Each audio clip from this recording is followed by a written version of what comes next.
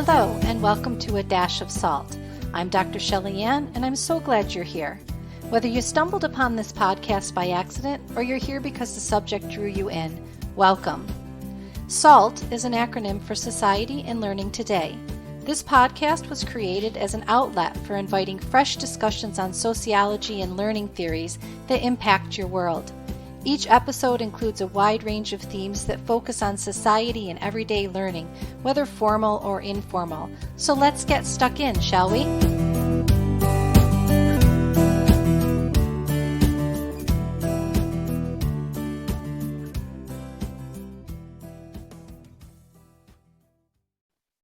Welcome to A Dash of Salt. Today I'm joined by Pamela M Covington. Pamela is a speaker, author, and anti-poverty advocate from Atlanta, Georgia. She's a brilliant storyteller and has penned a beautiful memoir entitled A Day at the Fair, One Woman's Welfare Passage. And she has a long list of 5-star reviews from readers around the globe. Pamela has earned multiple degrees, including 2 master's degrees. She shares openly about her own struggle through the welfare system and finding a way out of poverty to find independence. This summer, Pamela will begin helping women by serving as a life transition coach. I've asked Pamela to share her journey through deep poverty and how she's triumphed over adversity, and to share with us some tools for overcoming adversity through self-directed learning. So thank you so much for being my guest today, Pamela. It's a pleasure, Dr. Shelley. Thank you so much for having me. So would you start off by telling us a little bit about your background, your life experiences, and why you're passionate about helping others overcome adversity? Sure. I was born and raised in Pittsburgh, and as the years went on, I lived up and down the East Coast. At one time, I met a gentleman who was just totally ideal. His name was Watson, and he had served in Vietnam. We had set up a beautiful home. I mean, just everything was so comfortable. He was very proud to make sure that everything at home was always just perfect. He was great with our 2 boys, but he suffered with post-traumatic stress disorder as a result of having been in Vietnam. And it broke my heart, but I had to leave what I really to this day consider the sweetest man I'd ever known, because he actually became frightening at some point. He had the changeability of Dr. Jekyll and Mr. Hyde, and I was getting where I was wondering which one of them was coming home from work each day. So at some point, as much as I enjoyed him on his best days, he was everything to me and the boys. But on those other times, he was quite scary. And so I had no choice but to make the decision that for my children and my safety, that we would leave. So I made an unplanned move and end up moving 4 hours away because I felt the need to put some distance between us. And I ended up in Jacksonville, a city that I'd only really visited twice just for pleasure, but I really liked it. And I found myself living first on the street, the children and I, because it was an unplanned move, and we had a moving van that had a few of our furnishings and things in it. And the children and I went from hotel to hotel. We went to the YWCA. Someone said I should go there, but we got there. We were refused because my male child was 9 years old, and I think they stopped taking them at maybe 6. So then I met a woman who offered to put me and the children in a trailer that she had in her backyard. But having gone from living extremely comfortable, and I mean really comfortable, we lived in a Victorian home that was fully restored in downtown Savannah, Georgia. And now all of a sudden I'm on the street, it's just me and my children, watching my baby in the sink at McDonald's. Of course, he's goo goo gaga and thinking it's a fun thing, right? And I'm there with my foot on the door and him at the sink, and it was really rough, you know. So we were on the street for almost a week. Hotels meant spending money that we really didn't have to spare, washing up wherever we could, and eating what was considered garbage food by us, because where we came from, we always ate only the cleanest of foods, but now we were down to McDonald's level. So after some time, the children and I, we did find a place to keep us off the streets. That's all I can call it. It was basically a huge cement tenement shaped kind of a U shape that had only windows in the front and windows in the back. And this is in Florida now, and our bedrooms were upstairs with no air conditioning. We had no heat in the wintertime. For 8 months, I did not have a a stove. For 3 months, we had no refrigerator. And when you get food stamps, the cardinal rule of food stamps is you can only buy food you can take home to do what? Cook. Cook. Mm-hmm. So there was already some assumptions being made that I couldn't meet basic, things. So the children and I were really grateful just to get out of the truck. The truck was costing me per mile, per day. So there's more of the little money we had. And at some point, I was finally able to get rid of the truck after being turned down from several rental realtors. But I found one gentleman.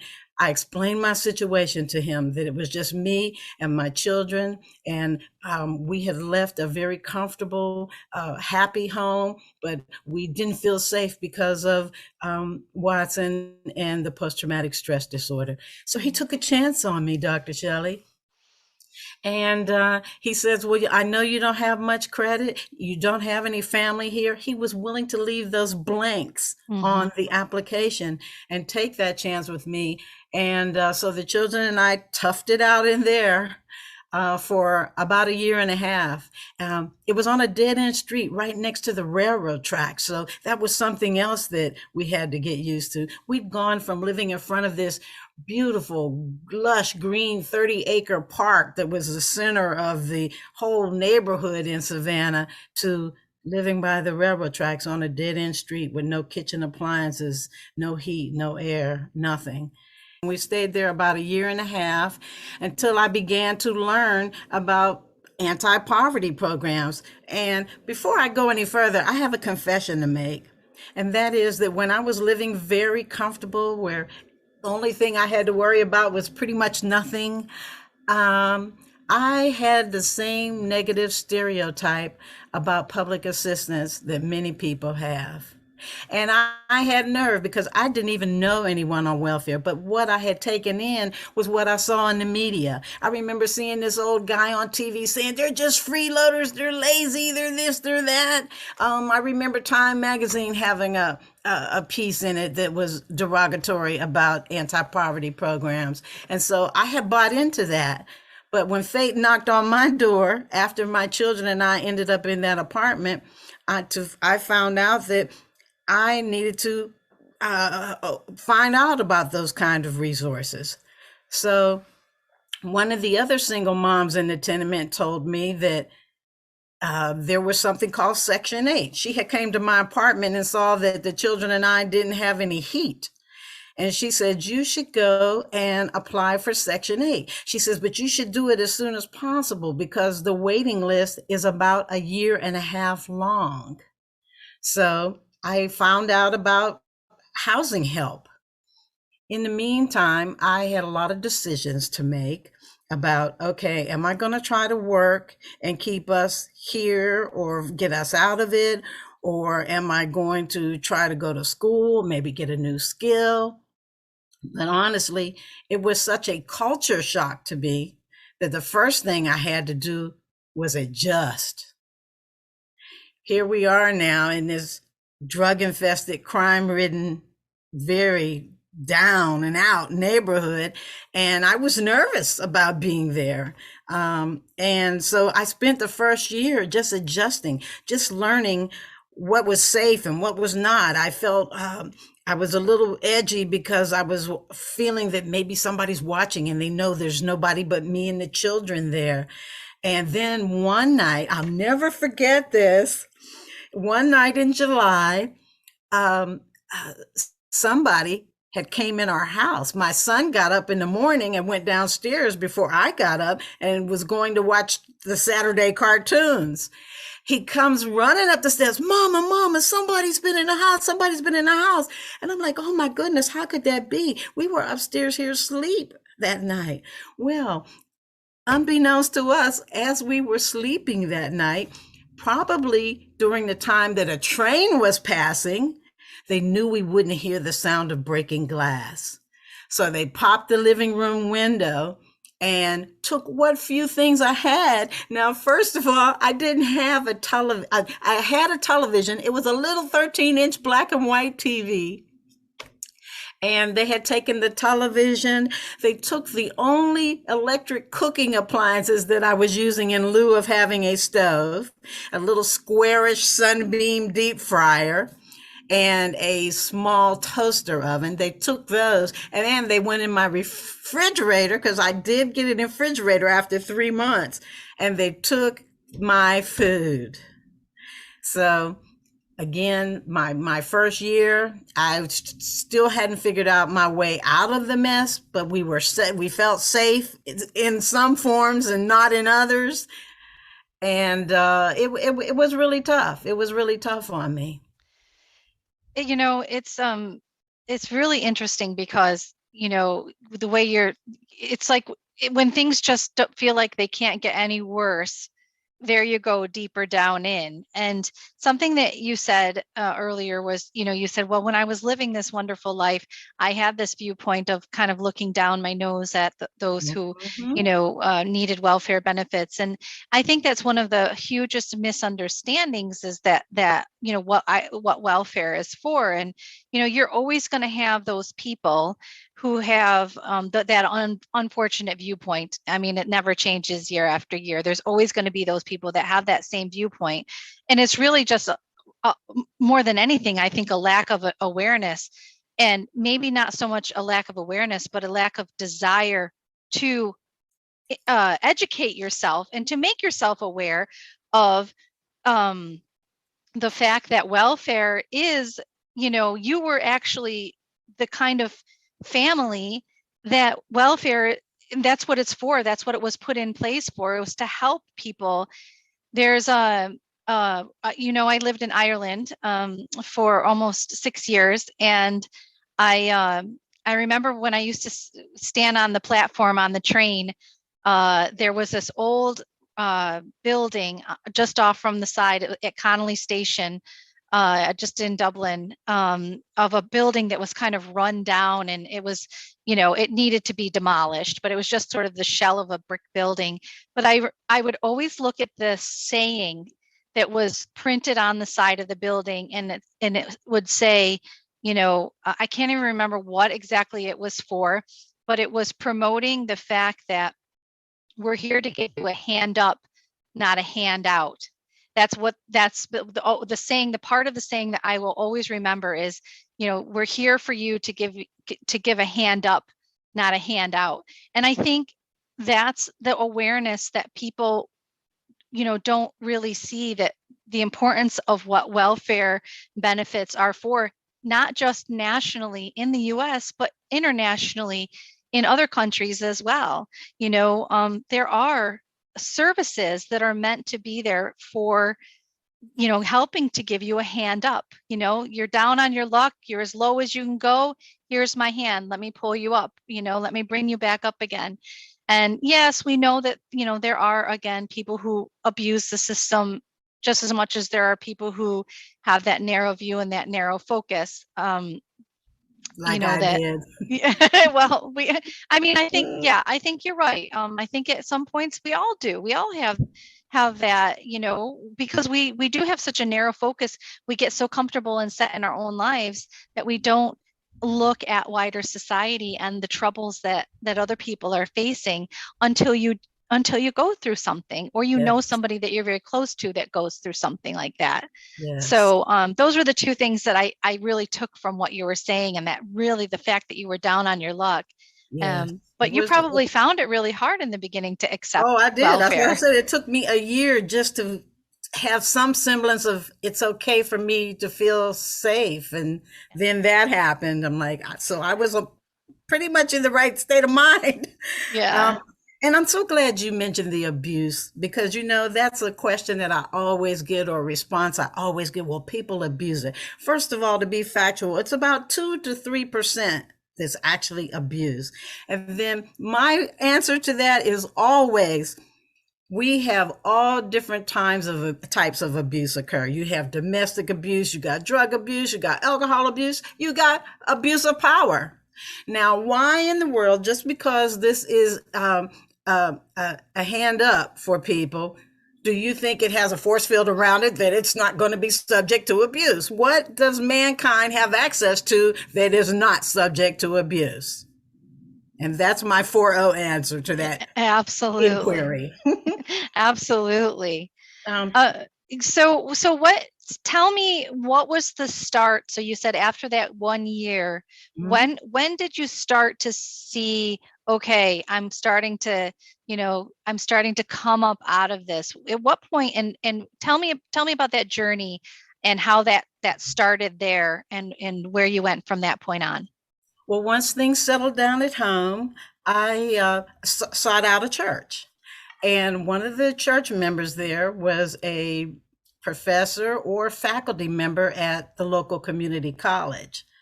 She and I became friends, and every Sunday when I would see her, she would ask me how we were doing, how things were coming along, and asked me had I considered going back to school.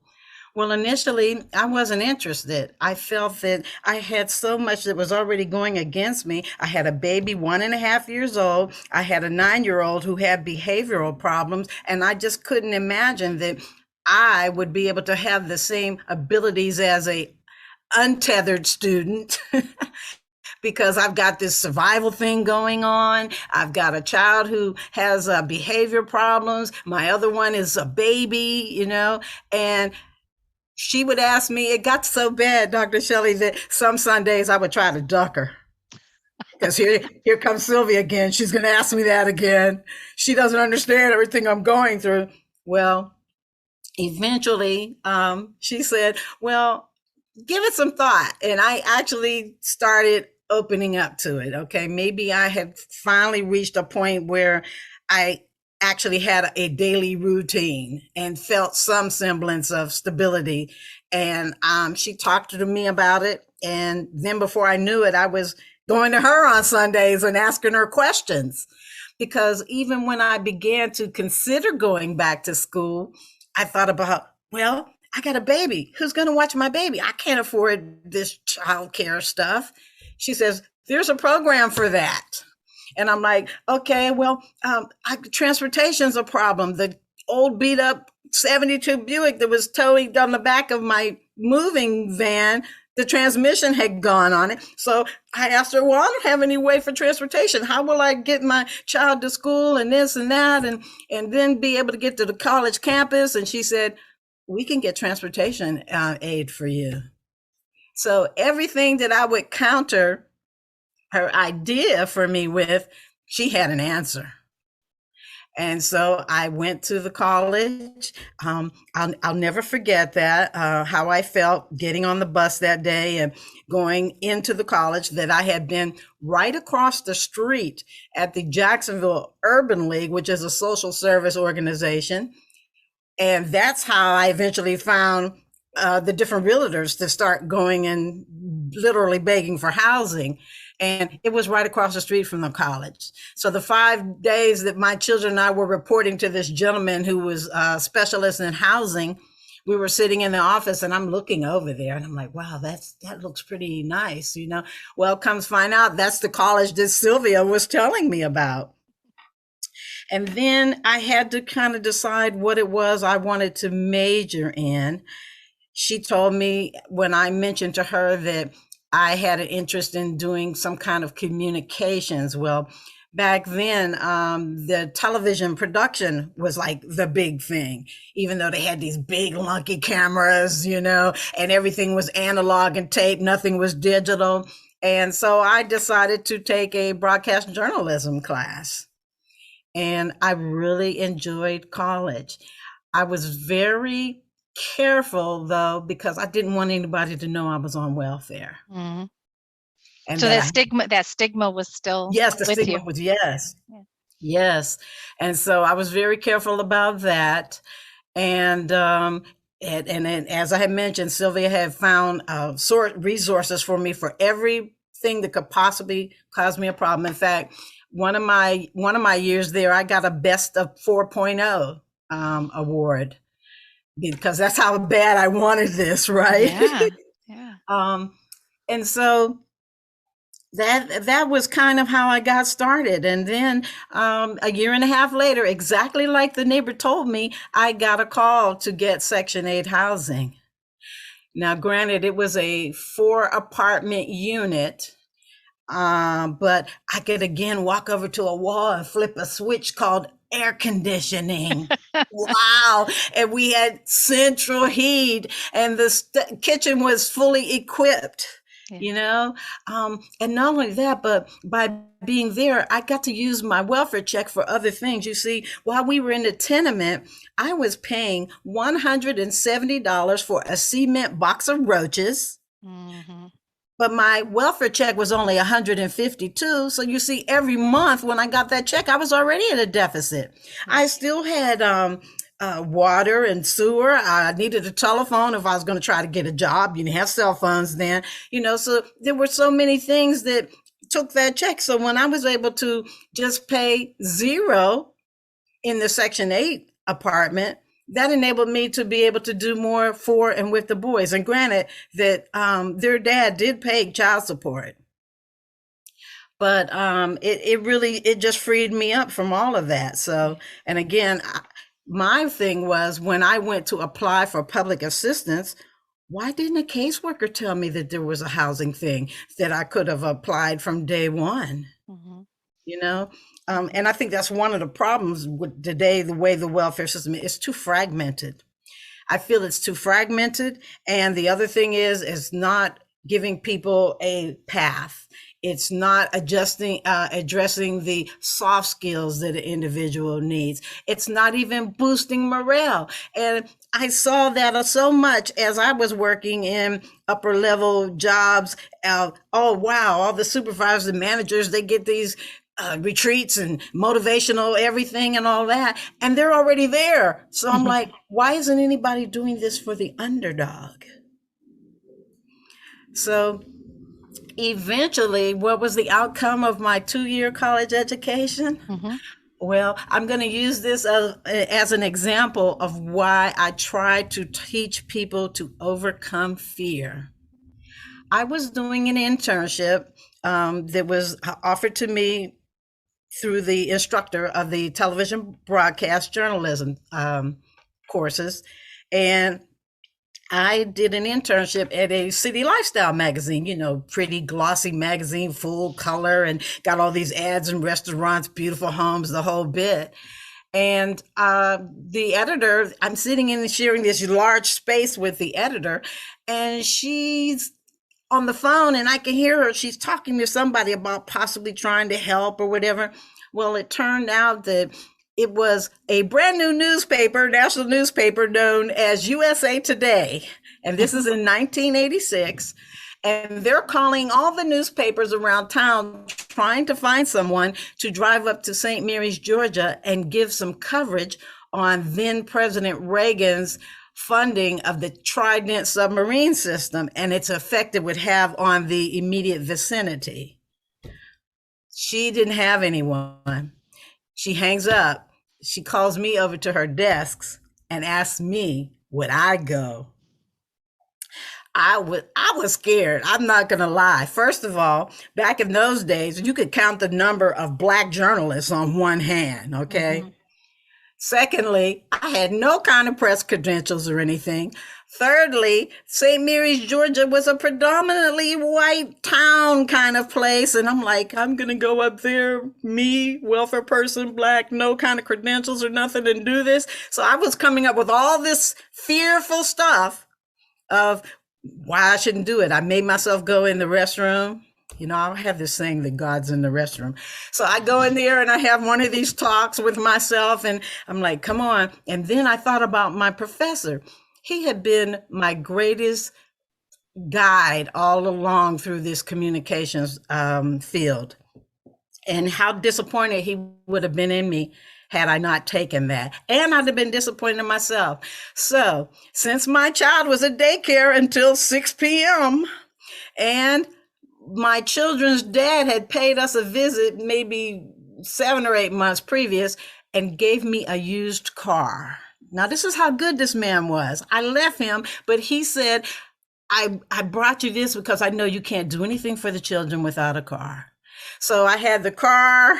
Okay. I had this opportunity. I talked myself into it, grabbed my little yellow legal pad. You didn't have laptops or anything back then. We had TRS-80 Radio Shacks when I finally got to a daily newspaper. But back then, all I had was my yellow legal pad. And lo and behold, I drive up there and I'm looking around trying to pick who to go and start talking to about the impact of this submarine program. And I don't know anything about submarines either. The guy was so nice to me, Dr. Shelley. Big rotund guy, kind of Santa Claus built kind of guy with white hair and everything. And he was so nice to me that I felt guilty for having expected to have been treated any other kind of way. He offered me a cold Coca-Cola and told me gave me his feedback on what he thought. I chose this real estate office because I figured who would know better than a realtor. And he gave me his input and told me that when I'm done talking to the other people, that I could come back and dictate it on his phone. That's what you did back in those days. Mm-hmm. So I almost let fear stop me from doing that. And I can't tell you how it felt. The next morning, I walk up to the newspaper machine. You know, you just put the 2 quarters in and pull a little rack open, and hopefully you only take one paper, right? I used to walk past that every day on my way to class. Well, this morning, I'm saving 2 of my quarters that I saved for change for washing clothes. When I cashed food stamps in, they had to give you change back then.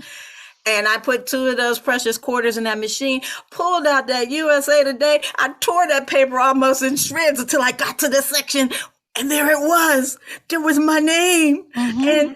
And the thing that I was mixed emotions because oh my God, what if one of the welfare caseworkers sees this? I said, no, they'll just say, it can't be her. She's just another welfare mother.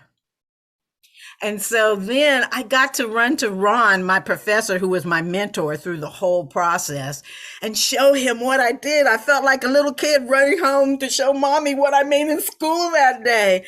And there it was, at my very first published piece ever in a national newspaper, which then when I graduated made it easy for me to go to a daily newspaper because I had done something national. Mm-hmm. Yeah. But I almost let fear mess me up. And so I tell people all the time, many people have probably heard FEAR stands for false evidence appearing real. So you have 2 choices when false evidence appears real. You can either face everything and rise, or you can forget everything and run. Oh, love it. So I chose optimism versus pessimism. Yes. Yes. And so even I would go on for decades reminding myself of that. Mm-hmm. You know, I'm a big music fanatic. When I moved one time, I had all these vinyl records. I still do. Nobody likes to help me move, by the way.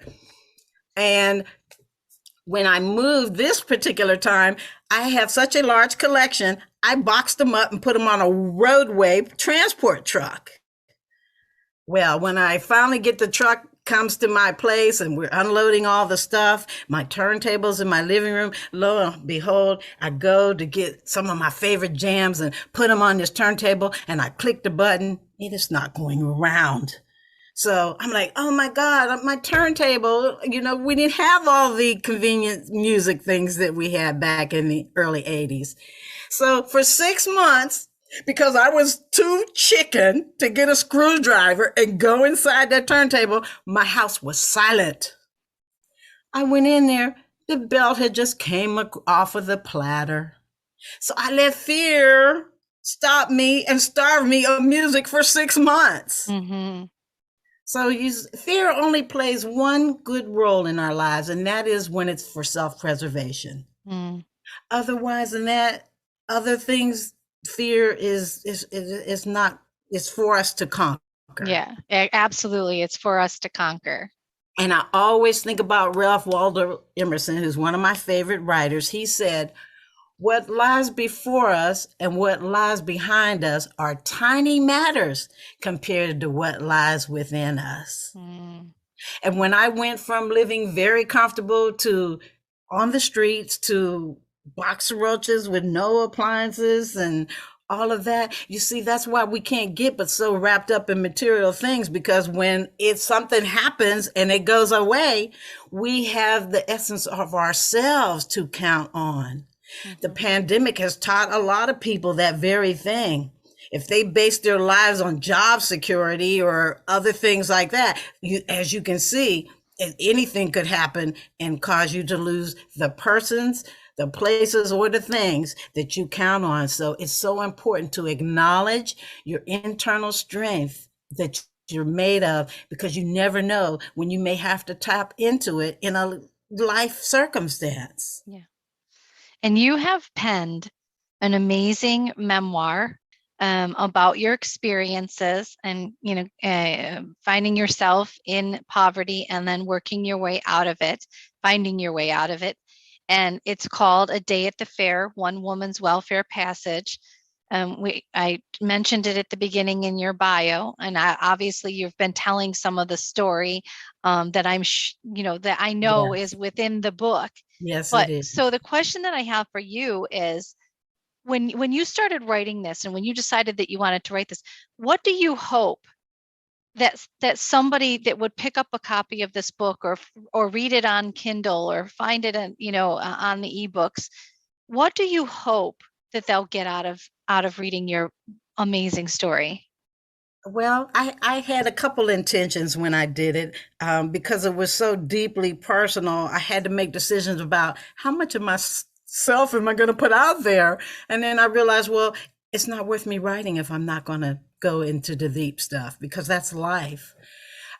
So I was hoping to inspire other persons who find themselves faced with adversity to just, as I say, keep scratching at the dirt until you get something to come up out of it.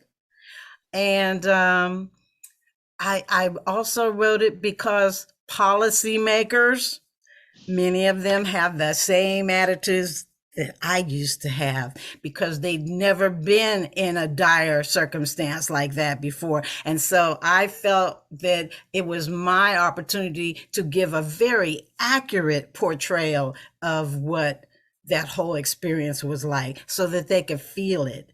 And I went to so much detail. Some of the feedback that I get, the main thing people tell me is it's so inspirational. Mm-hmm. And the second thing I get is with the amount of detail that I put in it, they were feeling it all. They were rooting for me when things were going good, and they were boo if somebody was treating me bad. I mean, and that's what I poured myself into it. In fact,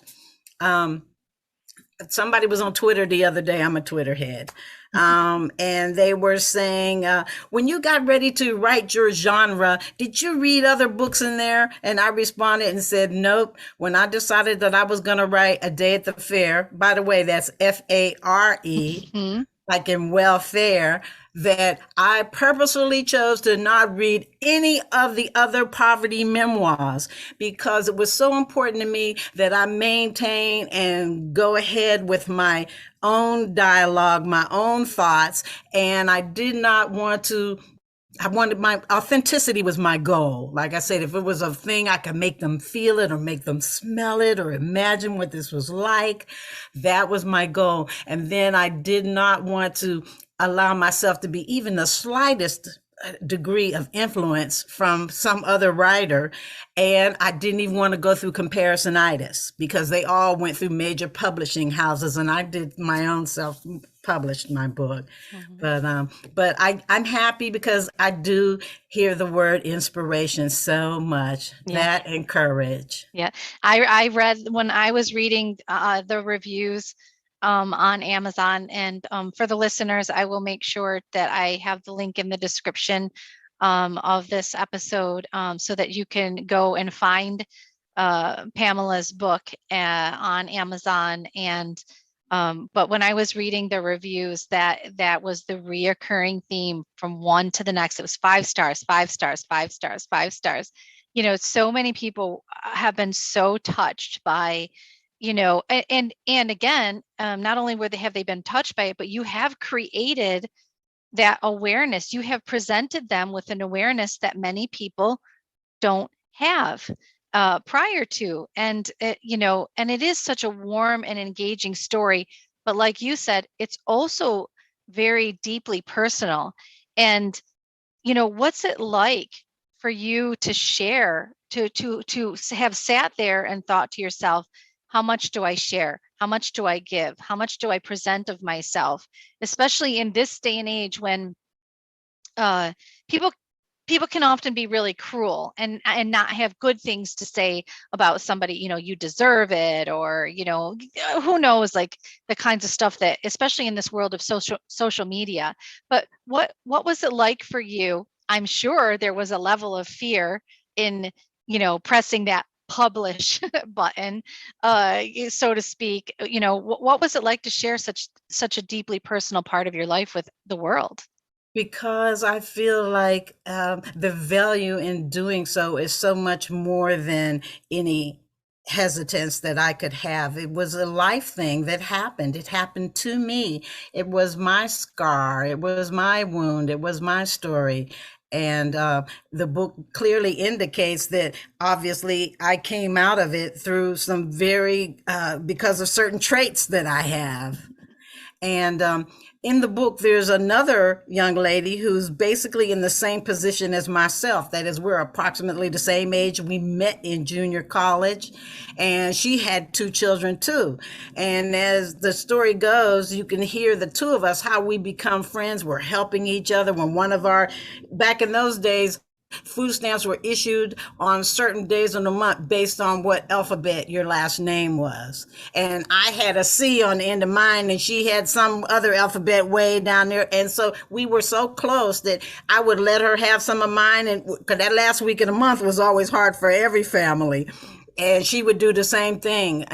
But that in the early 80s was a time when crack cocaine came into the Black communities primarily, and just made a specter out of everything that used to be lively. And over time, it took me a while to recognize that my friend had begun using crack. And so although we both started in college, needless to say, only one of us graduated. Mm-hmm. Yeah, so. And it's all about that perspective and which path you end up taking. Yes, So as part of that journey, you've been up to a lot other than just writing a book.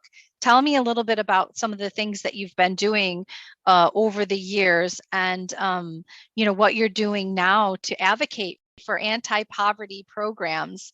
Well, I work with an organization that's been around about 41 years. They're called Results, and they have chapters in all 50 states and maybe about 20 or 25 countries. And I'm a newbie here in Georgia. I've been here not quite 3 years, got here just pre-COVID kind of thing.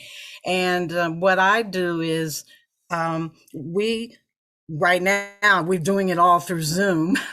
We're actually contacting members of Congress's office, and depending upon what the issue is that I'm going to address, it could be housing, child nutrition, all of those kind of things, any things that make up the anti-poverty programs, and speaking out in support of them. Now, typically when we were having physical meetings, I would actually travel to DC, get with the group for my state, and we'd have specific issues. We always know what we're going to talk about. And I advocate on the domestic side. Some persons advocate on the global. But typically what'll happen is I take time to share my story with these individuals. And again, because I let them know that I used to have that same attitude. But fate knocked on my door, and that had there not been things like school lunches when I had no appliances, and subsidized childcare, so that I could go back to college and become this newspaper reporter I ended up being, that how important those things are. And now I'm in my 60s, and this is all I care about, that those things were there for me, and I don't want them to go away. I want them to be there for other persons who find themselves. I mean, look what COVID did. You had many people finding themselves out of work. They still have families to feed. They had other burdens because, okay, those children some of them were getting school lunches, and now that had gone away. And so one of the responses was the pandemic SNAP program, So that's what I do. I go to set an example, and it's important to me that I set a very refined example. I let them know that, hey, today I have 2 master's degrees, 2 associate's degrees, and a bachelor's degree, but it all began while I was on welfare. Mm-hmm. And I've been taking care of myself 30, 40 years since. So how many times do you figure I paid that back? That's right. Yeah. And paid it forward, paid it back, paid it forward, I like and paid it all the way around. Yes. Absolutely. There are several recommendations, again, from those reviews, that your book should be a must read in schools and colleges everywhere. Why do you think everybody is saying this? Why do you think, as the author, it's so important to get your book out there? A memoir, not a textbook, it's not your average textbook. It is a memoir, a story. Why do you think everyone is saying this needs to be in schools and colleges everywhere? Well, I kind of looked at it from a couple different angles, because when I started seeing them repetitively saying that, I guess the first one would be it can drive home the value of education, or even just the curiosity or the hunger to want to know and seek and pursue an education, because it's also showing, if you look at it in terms of long term, had I not decided to educate myself, I might have began a second generation of poverty. And I just wasn't going to have that, regardless of what I had gone through. I just wasn't going to have that. I wanted to make sure that I was going to be there in that circumstance for as short a possible time as I could. So I would imagine that it's being viewed by some readers as, if students at a grade level or in high school level could see this, they would not even think about dropping out of high school. Or perhaps college, I would see the value in it, because in college, people are taking political science, they're studying sociology, and this is a book that sets a story for a case study, actually. Or, there's so many different ways that could be viewed, but that's one of the reasons why I wrote it, to inform, Yeah. So I guess that's why I'm seeing it, because one, it'd be a preventative for high school students, and 2, it could inspire students who are thinking of being social workers or studying economics or sociology and all of that. And it could serve as an example of what happens when it works. I do absolutely love that, because I think it's so important. I am very much an advocate and support and promote stories through education, and I think it's important. It might be a bit of radical for me to say, but I think that we should take the textbooks out of the classroom and start putting in the stories and hearing the stories and talking through the stories, and looking at it from the various angles, that rather than having the textbooks in the class, and who really cares what, I mean, I do. Before I say this, I'm just going to say, I was going to say, who really cares what social stratification is, right? The term social stratification or educational stratification. But at the same time, if you actually told it, through somebody's story, their lived experience, you could have a better understanding of what social and educational stratification is, rather than just reading the term in a textbook and spitting it out onto an exam. And I think that's one of the reasons why it just caught my eye when, I was reading the things that people were saying was, yes, more of these stories, more of these lived experiences, what really is important, and education, both formally and informally. Yes. One of the Yes. things I wanted to ask you, Pamela, is Yes. your children are now grown. Mhm. What are they up to? Well, my oldest son, the one with the behavior problems, he's not been doing much with himself. He grew up to be the person that he was struggling to be. Um, then the baby, Devin in the book, he's an aviator. He loves airplanes. He bought an older model plane called a Mustang II. He lives in Tulsa, Oklahoma. He drove from Tulsa, Oklahoma to Canada to take it apart, assess it if it was worth his investment, and he put it on a trailer, drove it through 3 blizzards to get it back to Tulsa, and spent 2 years doing a complete renovation on it. And he is self-taught. Mm-hmm. He started out very young. Initially, he was interested in astronauts. And then I noticed maybe when he was about 9 or 10 that it was starting to change. He was getting into aviation. So I went and I started buying him all kind of books, Jane Book of Planes, The History of Aviation, Tuskegee Airmen, all of that. And I started feeding that. And then when he was 13 or 14, I made him join the Civil Air Patrol. And now he ended up going to school when he was ready. He wasn't ready initially out of high school, but decided some years later that he was going to go and get a FAA certification. And so he is like Mr. Aviation. He owns a glide plane and he owns the Mustang too. And he's just everything airplane. So that's Devin in the book. Yeah. And, you know, I think, again, you touched on a really important point. Even for your eldest son, you know, even when you said that when somebody is ready, you said when Yes. Devin was ready, then he Yes. decided to move on in his education and that he's self-taught. That's right. And your eldest son, you know, now may not be the time, but you know what?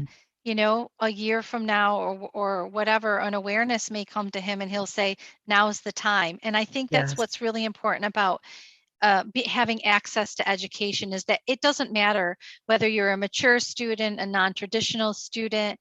You know, when your time comes and you're ready, you should Yeah. embrace it and not fear it. Don't Yes. fear the learning.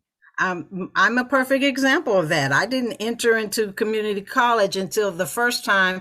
Well, let's see. I took one class before I got a chance, before I moved to Jacksonville. And I did not get back into college and really start completing things until I was 28, 29 years old. Mm-hmm. You know, you're not ready till you're ready. Exactly. And it's a whole lot of money to take a chance with, you Yeah. know.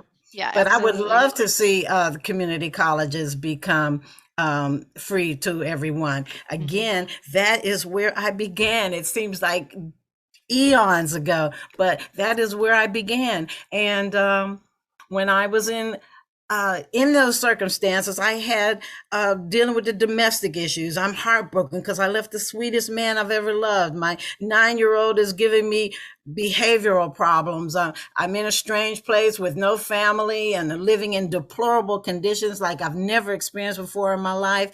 But school was just such a stability thing for me. And had it not been my going back to school, I would have never discovered it. You see how I can run my mouth. Well, I never thought that my ability to think of something and instantaneously be able to express it just like that, I never thought that was a big deal. So one day I'm in the journalism class with Ron, my professor. He always had us call him Ron.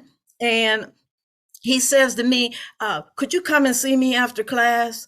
And I thought, oh boy, that last paper I turned in must have really been bad. I've been dealing with issues at home with survival, and my son's been acting up and everything. I get in his office, and yep, I was right. He had my paper in his hand. But you know what he said? He said, Pamela, this is pretty good. I'm going to be honest with you. I see a little weak spot here and there, but that's no big deal. He says, I'm going to tell you, you can turn words into dollars. That was his words. Now I'm on welfare, just scraping, eking out a living. And somebody just told me that my ability to do this thing that I do with words, whether I'm writing them or speaking them, I could turn them into cash. So, you know, and it Amazing. all began at community college. Yeah. And that's really important, is to surround yourself with people who will encourage you, and instead of breaking you down and nitpicking every small mistake you made, take you aside and say, you know, this is really good. You know, keep up on this. And, you know, like you said, you can turn words into dollars. Yes, and I was like, wow, this is, otherwise I would have just went on and on and on and never thought anything about my communication skills. Yeah, yeah, absolutely.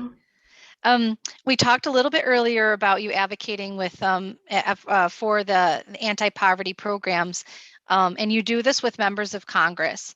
And you through these programs and through your campaigning, so to speak, you know, you really want to help others rise up out of poverty. What does a typical day at the office in that aspect look like Woo. for you? And do you find it frustrating? Do you find it rewarding, or both, and why? I find it challenging and I love it. Now I'm working at home these days. I gave up being out there about maybe 10 years ago. And I'm really at the point where all I care about is using my gifts, my accumulated knowledge and skills to be helpful, to make contributions. So a typical day for me is whatever I've managed to write up on Sunday nights. I write up all my things. I have 2 or 3 calendars that I kind of have to coordinate. And every time I turn around, it's something different. I mean, look how many times just during the pandemic that we had to switch gears. Okay, first we had, okay, well, you don't have everybody that has health care. Okay, so that became an issue. Then we're like, oh no, we can't be evicting people. We can't put them out there so that COVID can get them.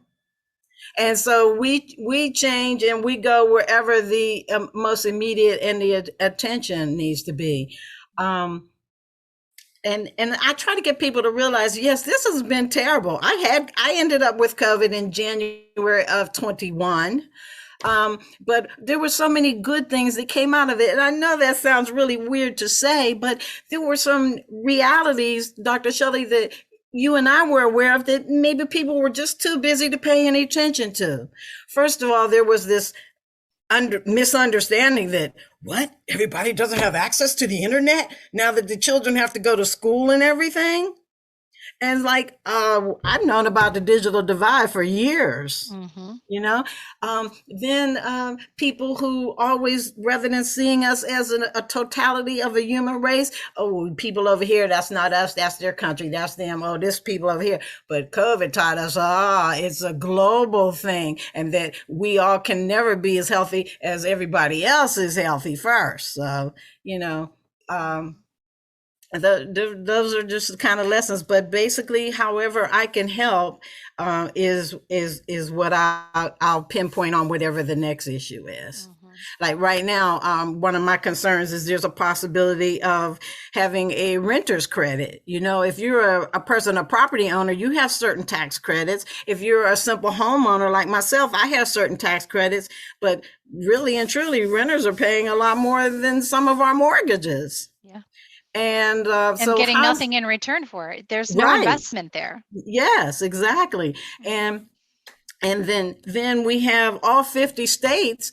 In all 50 states of the United States, no, there is no housing arrangement for anybody making $7.25 an hour. No. They're all 50 states. None of them, there are maps. Anyone that's listening, if you will go online and type housing cost search by state, you will see that all 50 of the United States, they have varying ranges of what it would cost a person on an hourly salary, how much salary they'd have to be making per hour to be able to afford a basic 2-bedroom apartment. Mm-hmm. And none of it says $725. I remember when I bought my first home, the guidance was to not spend more than 25% of your income. Now you have people who are routinely spending 35, 40, almost 50% of their income. That's considered overburdened. So yeah, housing is, like I said, is a current issue for me right now. Yeah. And again, I know what it's like to be on the streets with children. When I had COVID, I was so grateful even every day that, wow, at least I'm in my own house with it. At least I can be comfortable. At least I can control my environment, who comes, who goes, and that kind of thing. So, Yeah. and then I have other projects I'm working. I want to work on another book. And if I had my choice and resources was not a problem, I would totally revamp the welfare system. I know exactly what it needs. Yeah. I'm sure if anybody does, you do. I have all the ideas of what's wrong with it the way it is and how it needs to change that would not only make the investment that the government makes by providing anti-poverty programs, they would get a return on their investment, but also the individuals would actually come out of that program feeling enriched. And Yeah. that's what I would really like to be known for. I love that. I love that. I think that's a great aspiration to fight for. That, it's a goal to get to and something to fight for sure, and get others on board in the same way. I'm on board with Yes. you on it for sure. Thank you. Thank you so much. And I'm so glad that you mentioned stories because, it's one thing to get data, Mhm. but people remember stories. I swear, stories are sticky stuff. That's right. And, as an alumna of the Moth storytelling organization, I take material from my book and turn it into stories and perform them on stage. Mm, It helps people to really get the message. yeah. And you just mentioned the Moth. Yes, I'm a huge lover of Audible, yes, and I would just yes. love to listen to your story on Audible. And I know right now it's not available. So is that in the works? Yes, it is something that I actually had started, but due to inexperience on my part and the studio that I was working with, we went through the budget, but wasn't able to finish the project. And so now I'm going to independently equip a spot here in my home where I can just go and work on my own and do it. Because Yeah. now the technology, that's the thing about the technology, is making so many things possible. But yes, A Day at the Fair will eventually be a full audiobook as read by the author. That's it. And I have to tell you, I cannot wait because I love listening to stories, especially when they're read. Books, stories, fiction, nonfiction, whatever, especially when they're read by the authors. And I can't wait to hear you tell your own story with your own levels of emotion. And because nobody's going to feel that story more richly than Yes, you do, and you're going to make exactly. others feel it richly because it's in your own voice, and I can't wait for that. Yes, That was just a little side question that I had, but actually yes. I would like you to tell listeners how and where we can find out more about you and your work. Where can we find you online? Well, I'd welcome anyone to join me on Twitter. Like I said, I'm a Twitter head. I've made wonderful connections on Twitter. And just by searching Pamela M Covington or Pamela Covington, but also at PM Covington, you should find me on Twitter. I have a Facebook page, Pamela Covington. I am on Instagram as Pamela Covington, Pamela M Covington in all instances. And then I have a website that is just PamelaMCovington.com. Great.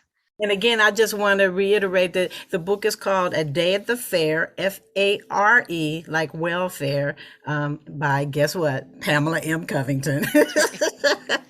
Yes. And finally, Pamela, if you can share with us just one thing that you want the audience to remember, what would that golden nugget be? I'm going to say believe in yourself. If you, I have a few. First one I want to tell you is how important and how unique and every individual is.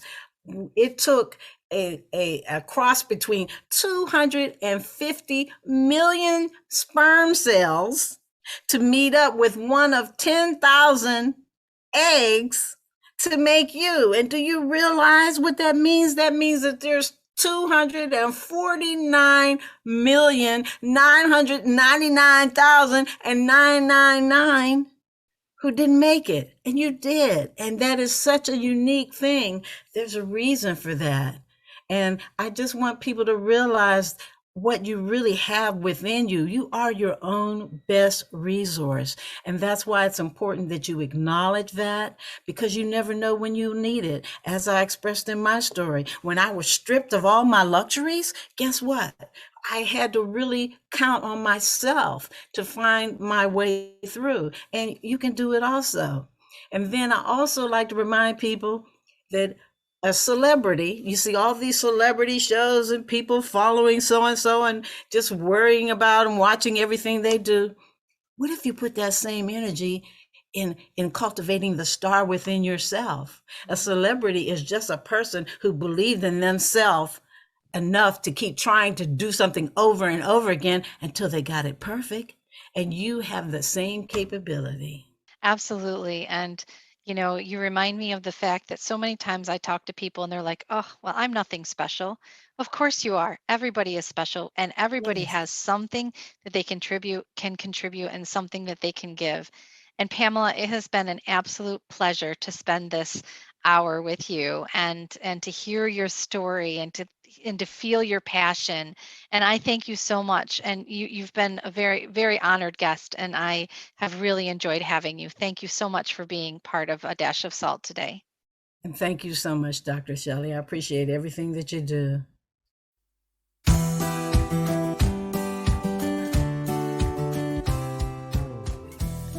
I hope that you've enjoyed this discussion on A Dash of Salt, a space where you'll always find fresh and current discussions on society and learning today, seasoned with just the right touch of experts in education and a dash of sociological imagination. Please be sure to like and share this episode, and don't forget to subscribe to A Dash of Salt on Podbean so that you don't miss the next episode. Thanks so much, and we'll chat again soon.